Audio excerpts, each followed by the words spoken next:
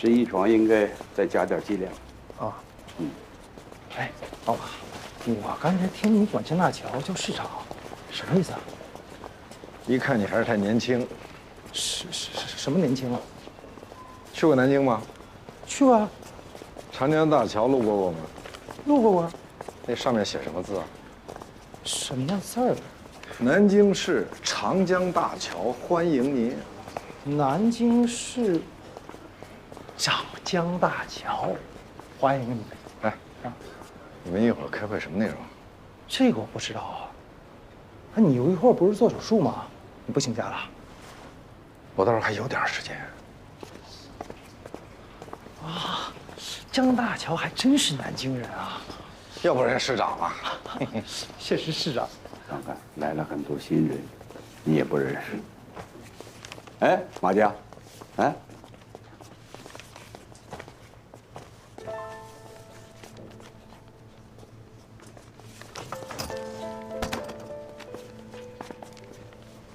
哎，媳妇，你不应该坐在那儿吗？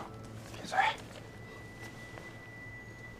好，在座的虽然都是老熟人，但是我还是要再介绍一下，这位是我们科室刚刚回来的江大桥同志。江医生啊，这么多年一直在外值编，代表我们医院支援西藏、云南、四川等偏远贫困地区的对口医院，不仅把我们医院最新的技术带到了那边，也为当地的医院培养了一批又一批的专业骨干。医院领导班子综合考虑，结束江医生支编的工作，回到医院，大家欢迎。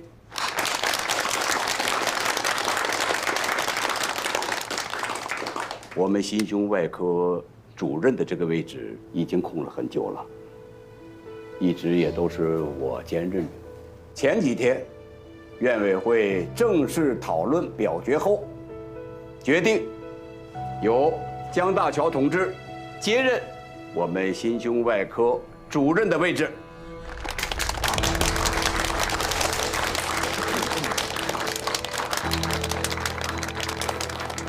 谢谢大家。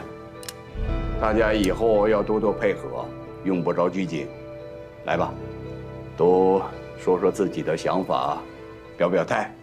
徐潇，哎，你先来呗。我们和江医生那都是老朋友了嘛，我们组全力配合江主任的工作。对，我们这边也是，欢迎江医生，欢迎江主任。自从您来了这儿之后啊，心外科总算是群龙有首了呀。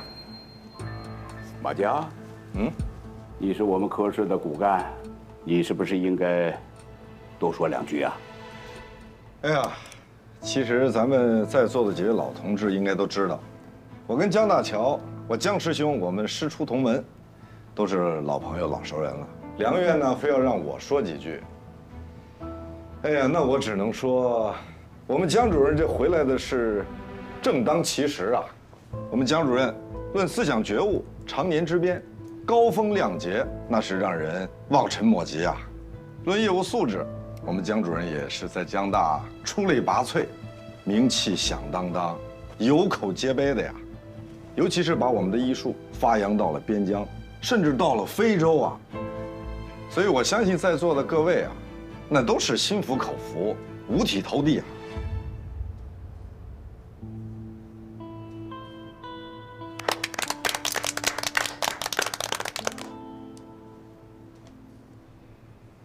哎，梁院，我这儿9点半还有台手术，我得赶紧去准备了。你们开啊。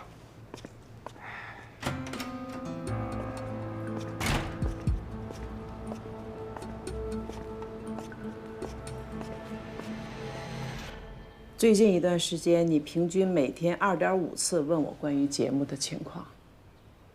我现在告诉你，我也不知道，我仅仅是频道的副总监，只管节目，节目之外的事儿我管不了。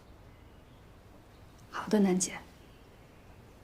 其实啊，我现在也想明白了，改变不了的事儿，我也不抱怨了。昨天我刚给您的邮箱发了一个新的选题报告，辛苦您抽空看一下。你先看看这个，上个季度的收视率。我我们最后一名啊。我知道，你想做民生，你我心知肚明，民生有多难做。现在观众压力大，仅有的那点休闲时间，他心静不下来。所以休闲类、亲子类、真人秀、竞技类，包括慢生活这类的节目，都比你的收视率高。您不是在多个场合说过，不为收视率论英雄？刘小贤，我们的招商情况你不是不清楚，收视率上不去就没有人关注，没有人关注，冠名商他就撤了。大家来工作不都是为了生活吗？这个你怎么就不清楚？要不，您看一下我的薪水。我还没说完呢。我告诉你啊，咱们台里今后要采取末位淘汰制，要撤掉一些节目，更换血液。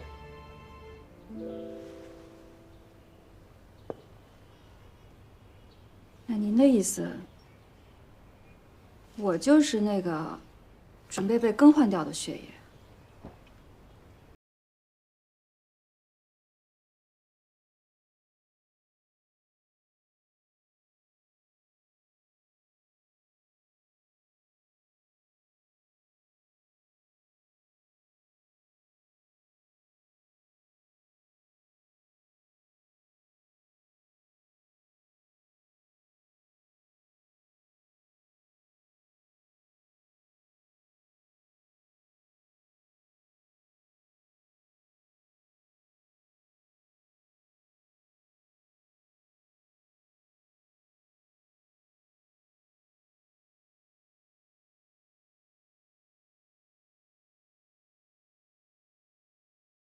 我当然不愿意了。哎呦，主任，哎，你好，你好，你好，天明。主任好。哎，大家好，坐下，正好大家都在，咱们就开一个短会。这段时间我看了一下，发现我们的病例管理有一点点乱，有的医生可能工作时间长了，也可能是因为太忙了，尤其是手术记录这一块没怎么上心。有些规定不仅仅是为了规范管理，更是在让我们遇到突发状况的时候，尤其是医患纠纷的时候，对我们科室的每一个人的保护。啊，对对对，蒋主任说的对，主任说的也是为了我们的安全着想，对吧？所以呢，今天我们就定下这个规矩，原则上，手术以后24小时之内必须完成详尽的记录，如果有3次以上的拖延，扣了质控分就直接扣当月绩效。张主任，咱们科室医生日手术量很大的，就像马医生，有的时候一天忙起来4台5台手术呢，他自己休息的时间都不太够的。你的意思就是说，这个规定有点教条，是吧？哎呀，但我觉得呀，挺好。江大主任这是督促我们做手术记录，这是好事儿啊，对不对？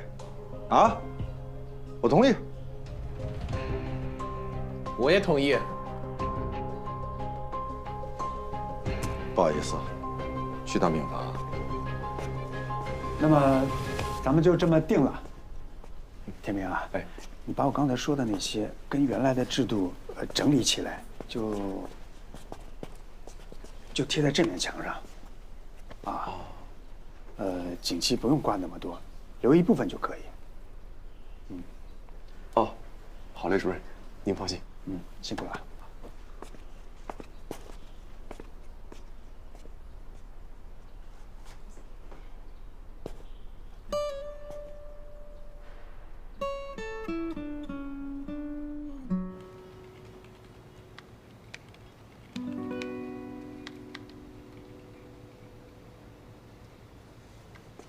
哟，老马还写呢，你这么认真干嘛呀？有些手术都差不多，复制粘贴就行。你说什么？复制粘贴啊，省力气。我要是领导啊，你就别干了。你这对领导还挺负责。我这是对病人负责，对自己负责，好吗？对手术都不认真，你还当什么医生啊？把这些记录留下来，这是要给人家以后做手术做参考的，你不懂吗？得了，佩服啊，当我没说。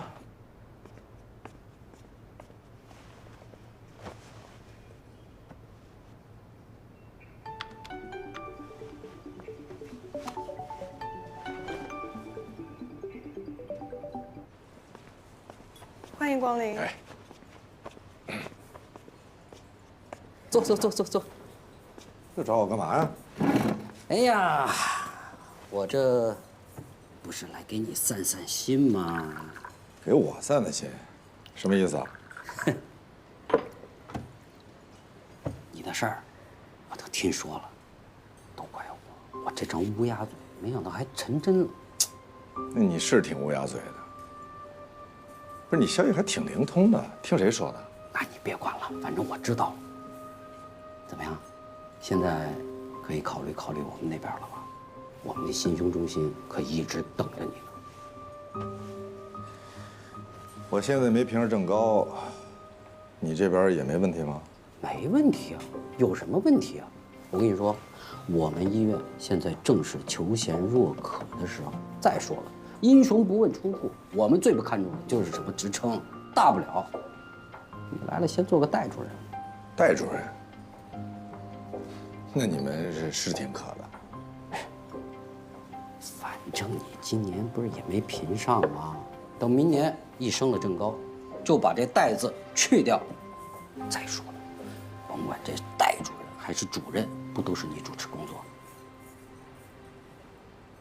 哟，你少来这套，你在这给我画饼呢？哥，我这饼可是实心的。你甭管什么芯儿的，也是个饼。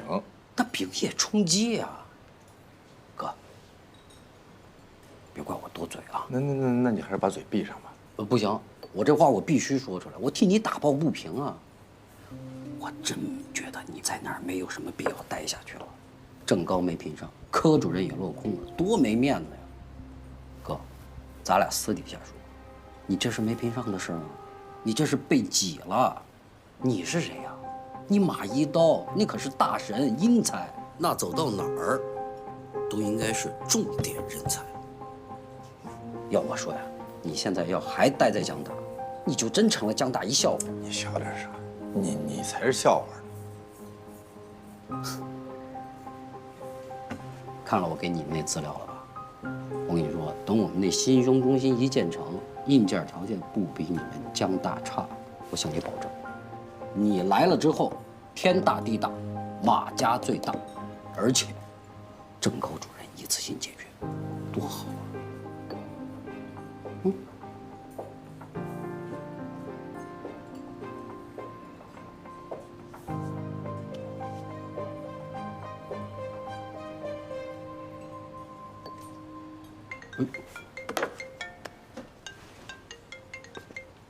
喂，哎，老大，现在啊？行，马上过来。哎，好嘞。金院长找我有急事，我得过去见他去。顺便我把今天咱俩的事跟他汇报一下。走了啊。不是，那这茶还喝不喝了呀？你喝呀，我单我都买完了，慢慢喝啊。那什么，等你电话啊。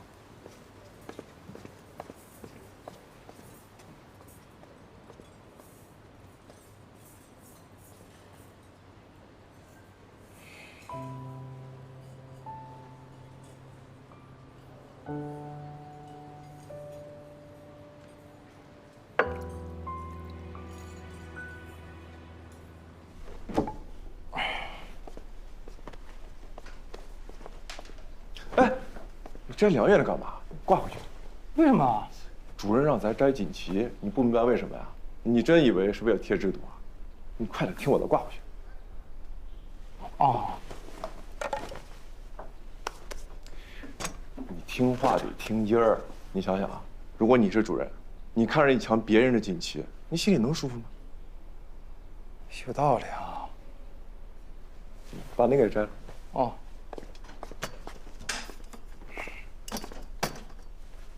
不是，一面都不留啊，这有点过分了吧？这留一面更过分，摘了。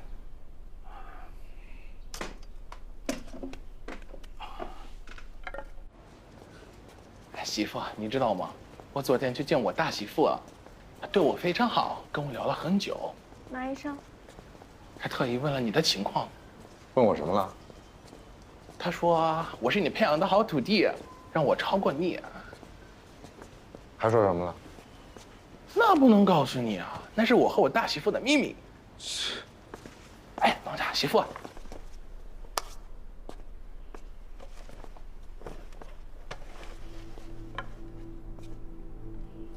哎，媳妇，你的锦旗都被摘下来了，只剩梁院长的。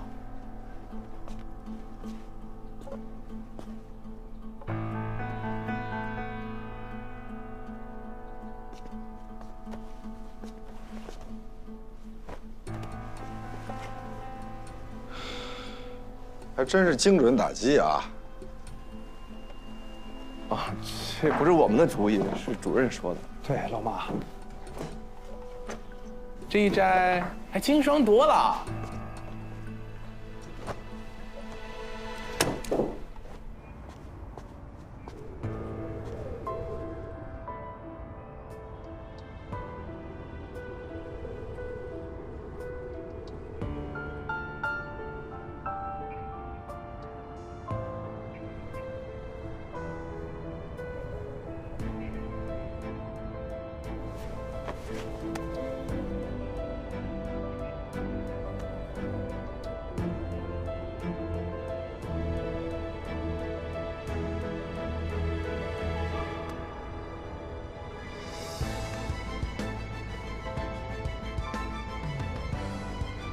哎，丁凯，是我。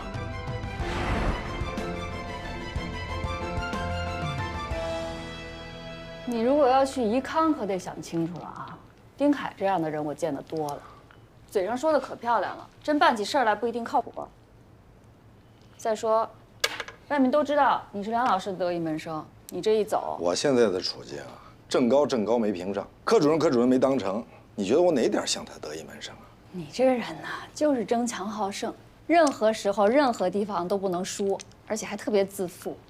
技术自负型人才，说的就是你这样的吧？你还真说对了，我就是那个技术自负型，我觉得挺好啊。子非鱼，安知鱼之乐？他们不懂我，我能有什么办法呢？挺好。他们瞧不上我，大不了我就一走干净呗。你一毕业就在这儿，你的导师、团队，还有你的人脉关系、事业基础全都在这儿。你这一赌气走了，以后呢？以后的事以后再说呗。谁在工作上能一帆风顺呀？我节目还被毙了呢，我也没处讨说法去，难道我也辞职啊？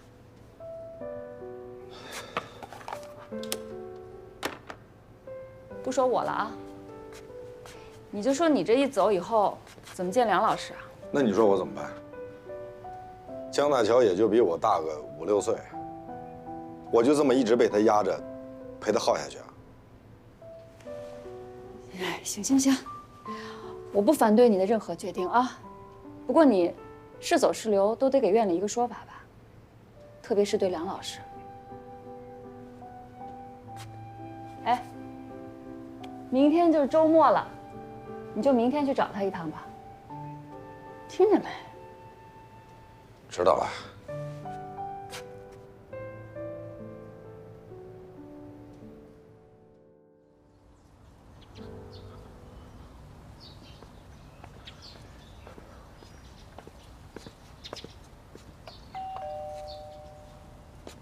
哎呀，谁呀？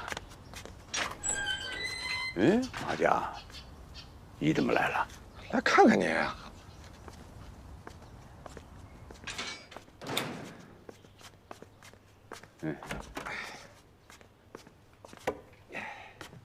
老伴儿，给倒杯茶。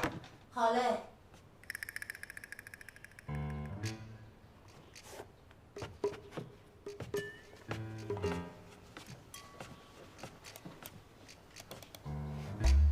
要喝？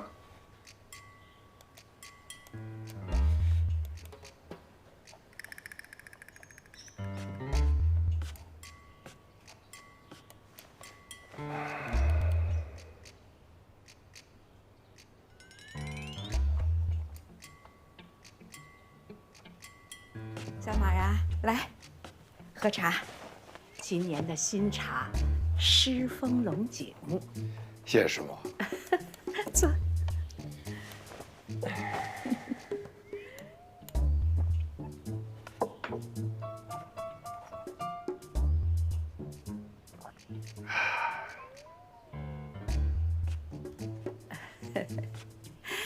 老梁，我们好福气呀！你这2个学生就是你的左膀右臂，只要你们同心协力，那咱们医院呢会更好的，是吧？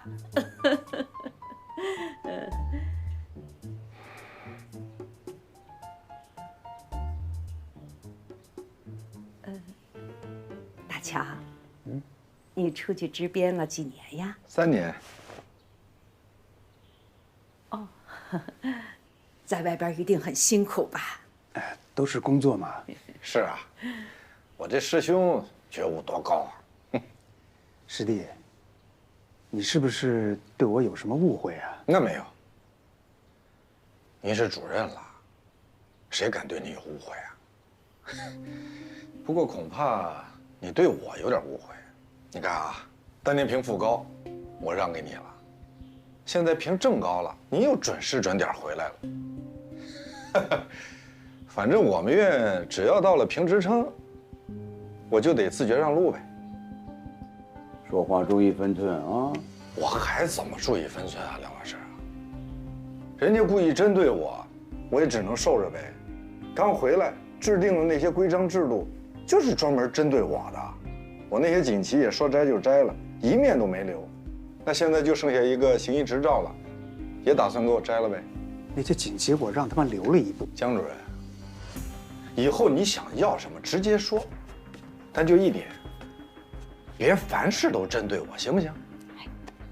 有话慢慢说，误会说开了不就解决了？行了行了，我们谈的都是工作，你就别添乱了。好好说话。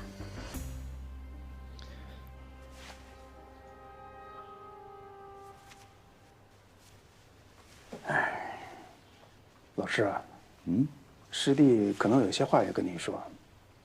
瑶瑶也快放学了，我先回去了。好吧。哎。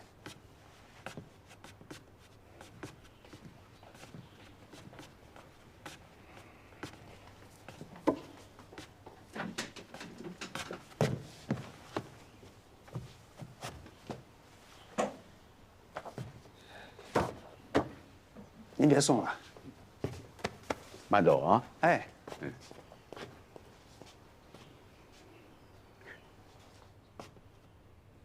行了，过来坐吧。哎呀，到底是师兄啊，什么事儿都比我早一步，真是不佩服都不行。说话不要夹枪带棒，说吧，是来告状的还是来诉苦的？你看，人家坐这儿什么都没说，便宜占尽，一到我这儿不是诉苦就是告状，那我还有什么好说的呢？马甲，我再跟你说一遍，职称是高评委定的，科主任是院领导班子共同决定的，跟大乔一点关系都没有，你不要误会人家。我知道，在您心里啊，这一切都是我的错。那他故意针对我也是我的错。他针对你什么了？他要求你遵守制度，就针对你了。我今天明确的告诉你，要说耽误，大乔是真的被耽误了。去元飞，去支边，这都是院里派去的，一去就是好几年，否则就以他的资历，早都应该评上的。他评他的，他为什么非得碍着我呢？你这说的是什么话嘛？我什么话？我说的实话呀。他是袁国飞支过边，吃苦耐劳，高风亮节，是吧？这思想品质、道德情操，没人能跟他比。可是我也没闲着呀。这几年我哪年不是300-400台手术？去年光主动脉夹层就将近40台。别说咱们双清，就是放眼整个远江，也没几个医生能做到吧？这几年我辛辛苦苦带团队，我没日没夜的做手术，我给我们科室争得多少荣誉，我老婆和家都没时间管了。他有苦劳，我也有功劳吧？凭什么每次所有的事情都得我让着他呢？你能不能一碗水端平啊？你这就是胡搅蛮缠。我不是胡搅蛮缠，我说的是事实。你不要忘了，他不仅是你的学长，他现在还是你的领导。领导我就得对他唯命是从啊！马家呀，马家，你们就没有可比性。你想要的，明年多等1年都会有的，怎么道理不明白吗？我当然明白，就是因为我这种没背景、小地方来的，所以就只能是认命，对吧？你好好说话行吗？哎呀呀呀，有什么话不能慢慢说呀？我告诉你，他就不是来看我的，他是找我兴师问罪的。哎呦，你消消气儿吧。老姜，你要认为我这一碗水端得不平的话，那你说，你让我怎么办？我到市里去，把他支成炉了，把他工作给他撤了，再把他赶回去吗？这个孩子真是，原来上大学朴朴实实的多好呢，现在怎么了？仗着有点技术，有点小名气，连我都不认识你了。现在，你要是心里这道坎过不去，认为我处理的不当，那我就告诉你，这件事情到此为止了，我不解释，我向你道歉，行不行？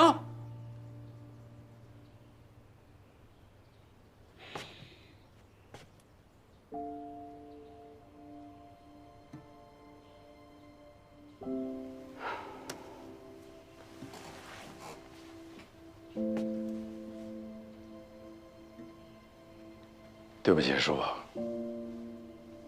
刚才是我冲动了，你也别为难。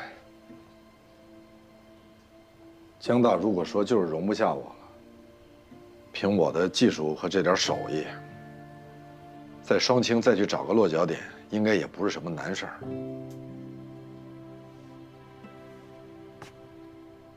对不起，师傅，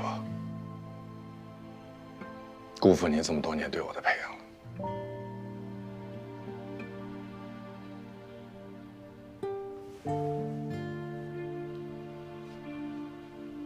我走了，师傅。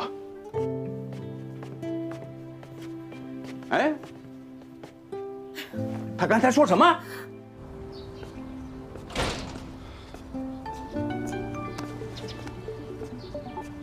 喂，聊得怎么样啊？好极了。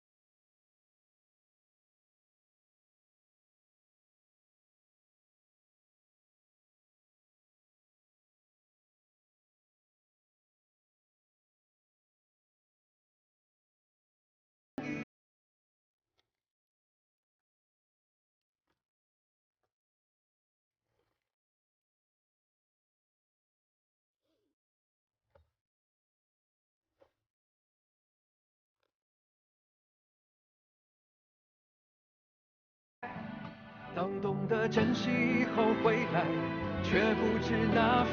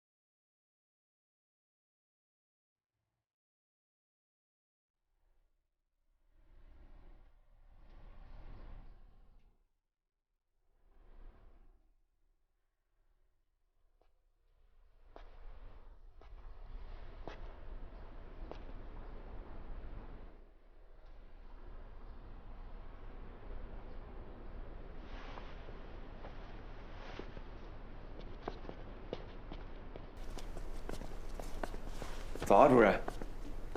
早。这锦旗我昨天都已经收起来了，谁又拿出来了？你这。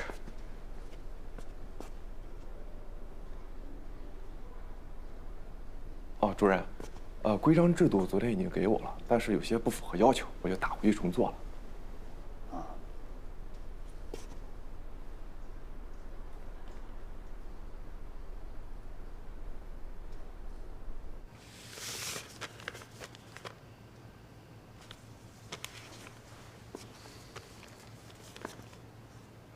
我打听过了，是医康医院一直在挖他。老师，我在想，师弟跟我是不是真的有什么误会？像他这样的骨干，我们还真的很需要他呀。平之成和科主任的事，跟你没有关系，你不要有任何心理负担呐。我要不要找他谈一谈？他这个人犯起轴，谁谈都没用。无理取闹，随他去，不惯他这个臭毛病。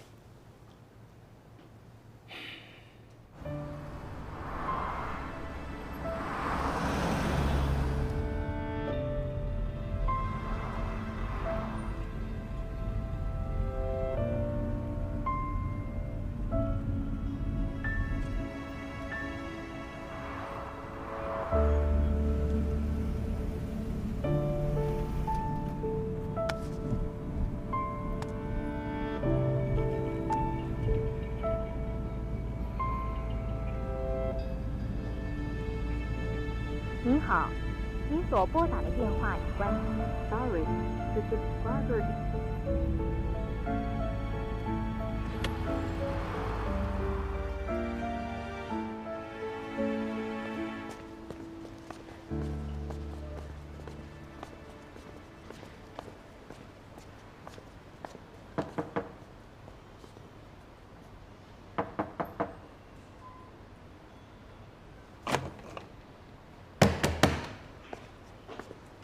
你找哪位？马医生，丁院他不在。那你把你手机借我用一下。哎，好。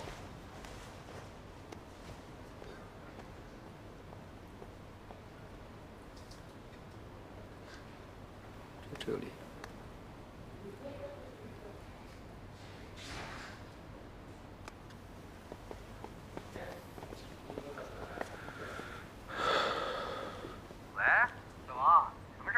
什么小王啊？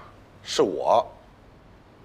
昨晚我们聚餐，我有个老同学家的孩子得了先心，蛮复杂的，哪个医院都不肯接，只有马医生啃了这块硬骨头。手术做得漂亮不说啊，术后都半年了，每个月还主动问孩子的情况。我这个同学啊，对马医生是赞不绝口。哎，老梁，我这2天好像听了点风声，这个马医生，他是不是要辞职啊？廖元，马家你都放啊？什么？辞职信都递了？对啊，你不是一直催我吗？什么时候入职？没必要这么着急吧？我不急呀，不是你急吗？我是急，但我没想到你这么快啊！我想着老梁不是你师傅吗？10几年带出来的宝贝徒弟，哪能说放就放啊？咱不说这个啊，我已经做了决定了。你看我们什么时候办手续？这卫计委2年1度的援非任务，这又下来了。我们省啊，一直对口的是支援桑拿啊，今年这是第25批了，这一批任期还是2年。我们院呢一直有援桑拿的传统，啊，就连杜老院长都亲自援过桑拿，这个传统在我们这儿可不能断了啊。所以卫计委的意思啊，希望我们一如既往地派出精英骨干。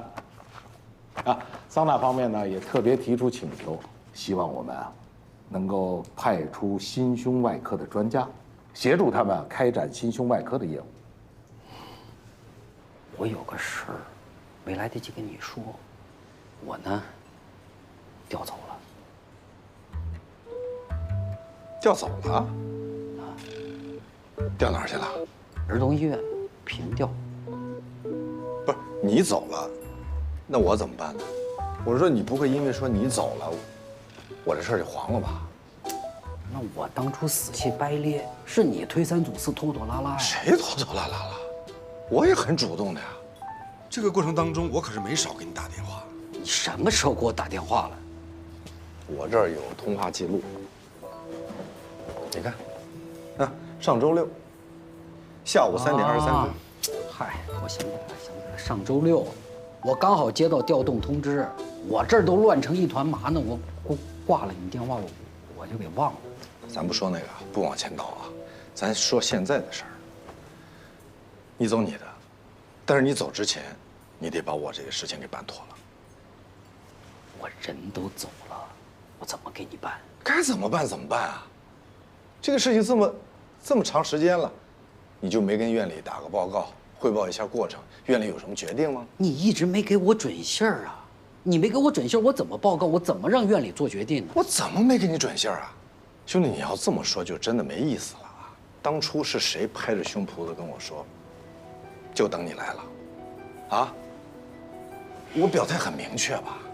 那现在我辞职信交了，我也做了决定了，你告诉我，你拍拍屁股，你调动走了，那你这不是诚心涮我吗？不是老马，你听我说，这事儿你真不能赖我。那当初要不是你拖拖拉拉，这事儿早就成。谁拖拖拉拉了？我不是求过你吗？啊，你给过我希望吗？就连拿我们当备胎你都不愿意，我怎么跟院里说？再说了，谁能拿备胎当回事？你少逗趣，你说他妈是人话吗？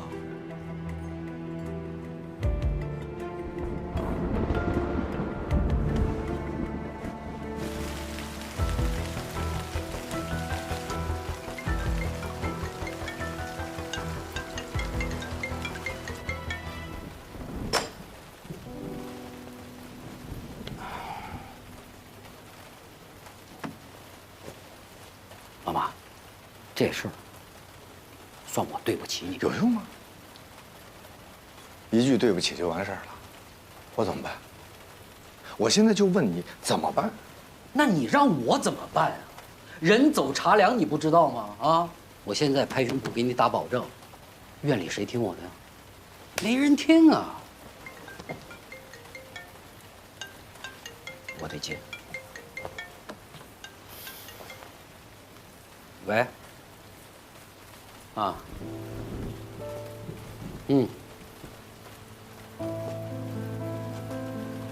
我现在说话没人听了是吗？这事儿没商量。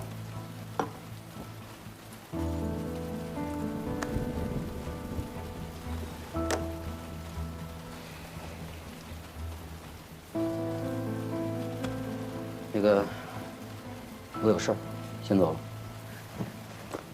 等会儿，先把账结了。我结。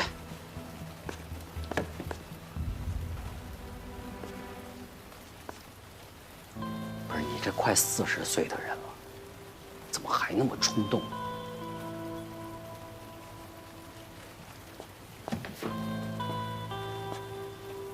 听弟弟一句劝，梁院长是你的师傅，跟他服个软。我用你管？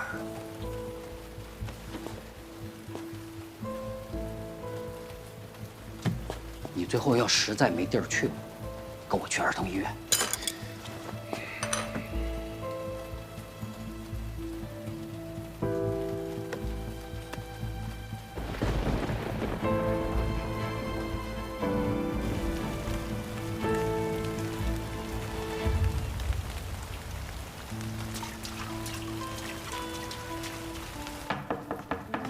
来了。哎，老爸，快进来，没被淋着吧？没有。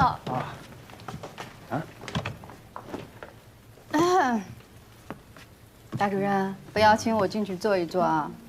瑶瑶，给你妈拿鞋。哎呀，我这出差2天吧，你女儿非要到你这儿来住。哎，你别不乐意啊？怎么会啊？孩子要来跟我住，我高兴还来不及呢。哎，你干什么呢？你是嫌这箱子上有病毒是吧？哎，不是，你跟我那会儿嫌东嫌西也就罢了，你女儿东西你也嫌啊？职业习惯嘛。来都来了，要不要吃一点再走啊？我妈一会儿还要和她男朋友一起去赶飞机呢。你嘴怎么那么快呀你？洗手了吗？洗手去。那个周4、周5下午他是5点40下雪，然后你记得带上晚饭去接他，送到西南大厦2楼上钢琴课。你一定要记得让他在车上把饭吃完啊。车上怎么吃饭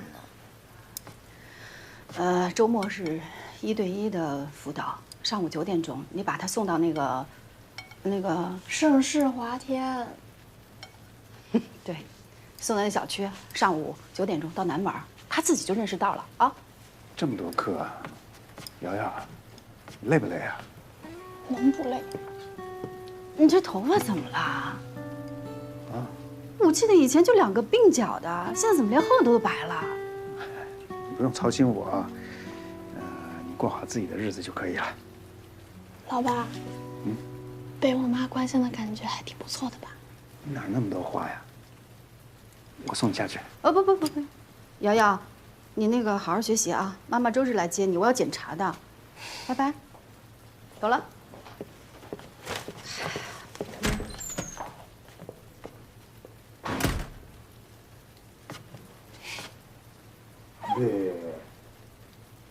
吃饭。31床老陈的氧合一直很差，现在高能量用上也不定什么作用了，肺动脉栓塞已经非常严重，如果不抓紧手术，随时有可能死亡。病人的全身状况很差，手术风险会很大，死亡率还很高。现在的这种医疗环境，如果结果不理想或者不好，家属不理解，会引起医疗纠纷的。但是像他这种情况，多拖1分钟不就多1分生命危险吗？这个病人的情况很特殊，需要好好讨论一下。我觉得现在手术不适合。我觉得适合。不过做这种手术需要一定的勇气，也许你没有，可我有。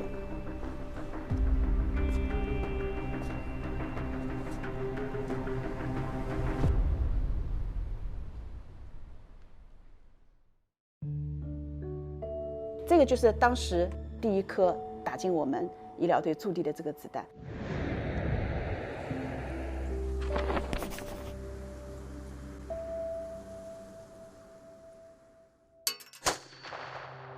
2002年的10月份左右，在中非共和国，政府失去控制了，叛军拿了一把枪都可以入室抢劫。我记得就很清楚，子弹打到那个水泥地上就冒起一股青烟。就很恐惧，然后孙老师马上撤。你想的那个5星红旗，就真的是大家都很记得。然后我们所有的队员全部这个上车坐好了以后，就车子速度很快的就直接冲到使馆去了。在那样的环境当中，人与人之间就很容易走得很近，个性也觉得比较合适。结婚证书在中非大使馆领的，大使馆发出去的结婚证的001号，到目前为止可能还是001号。虽然过去了20多年，就感觉回忆起来还是挺危险的。那颗子弹头也算是经历了那一场战乱的一个见证吧。后来想，我说是不是应该把这个子弹弄成一个挂件，挂在脖子上，作为我的这个护身符。